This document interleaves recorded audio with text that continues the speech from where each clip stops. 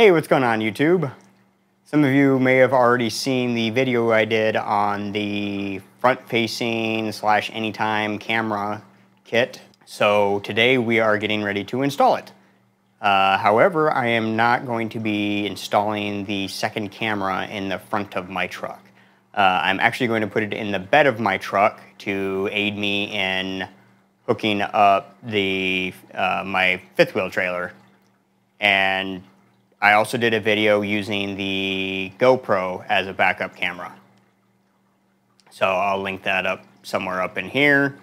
And if you want to check that out. However, when I use the GoPro and I'm at home, it loses connection because my phone keeps wanting to connect to the Wi-Fi at home because it's a stronger signal. It doesn't want to stay connected to the GoPro, so it's fairly annoying.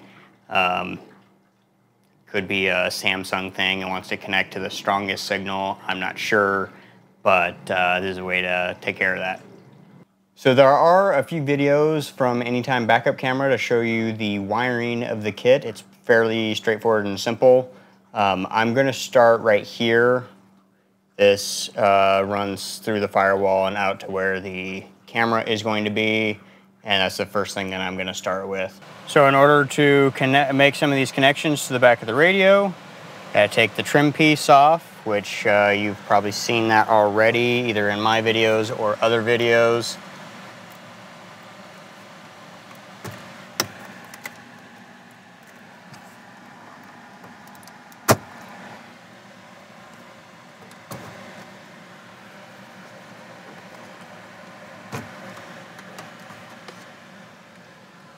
It's just held in with clips.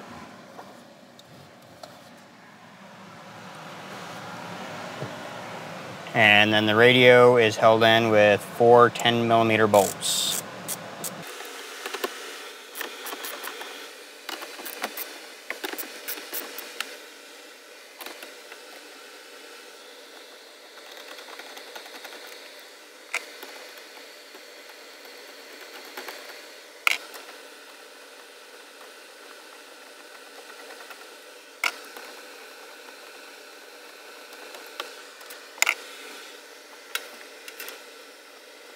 And then the radio comes out, and I'll just rest it there. All right, so I have all the wires at least mocked up, and I want to test it before I go all the way. So I have the camera right here. So go ahead and turn it on. All right, so everything's on.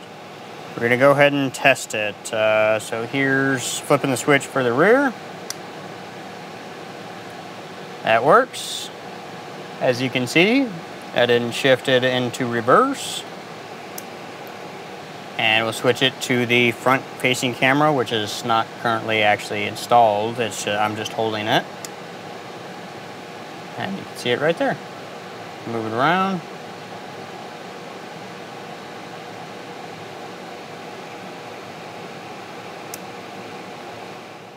Okay, so here's where I mounted the camera. This is the rail for the top of the bed towards the cab.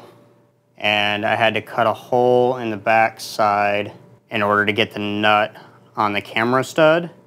Be very careful because that camera stud will strip very easily. It is soft. I don't get it, but it strips so easy on me.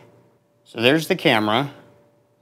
And if you can picture it, this is actually upside down.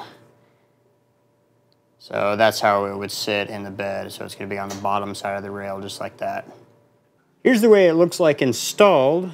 You can see that it's centered right out the back of the rear window, right in the center of the frame.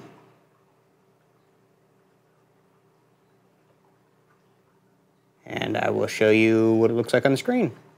All right, so you're looking at my radio now, and I will flip the switch to the so-called front-facing camera, which is actually in the bed of my truck. And there you go.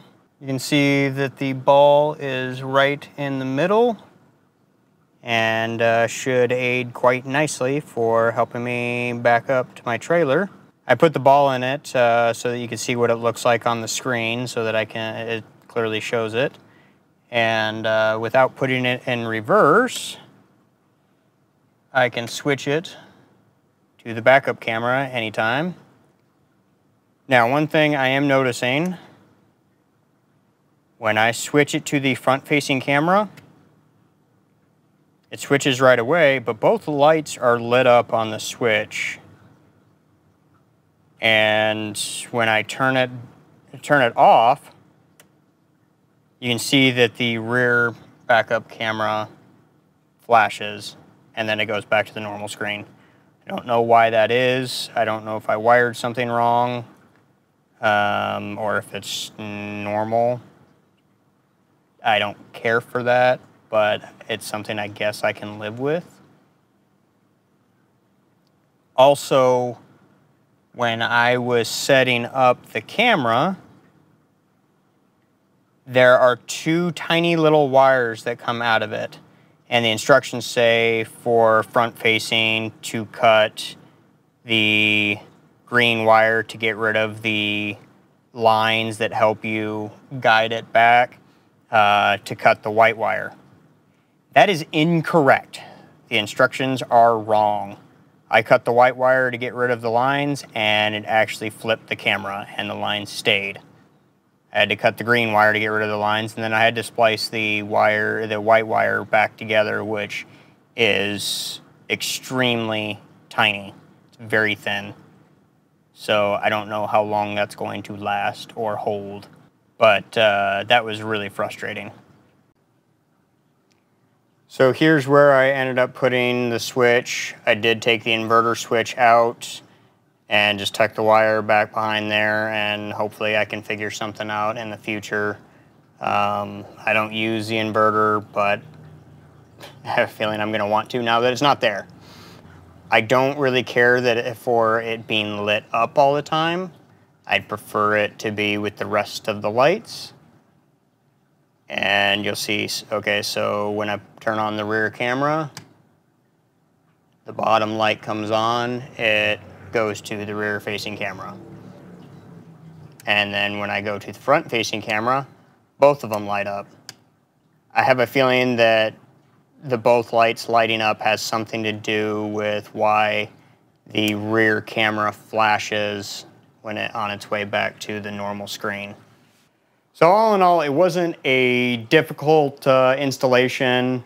Other people can probably do it a lot faster, and I was doing it really slowly because I was just taking my time and being very particular about where I put the wires and planning it out. Running the wires along the outside of the truck was actually the most time consuming. All of the inside of the truck was actually really quick and easy. So if you like this video, give it a thumbs up, and don't forget to share and subscribe if you haven't already for more I Can Do It Myself videos.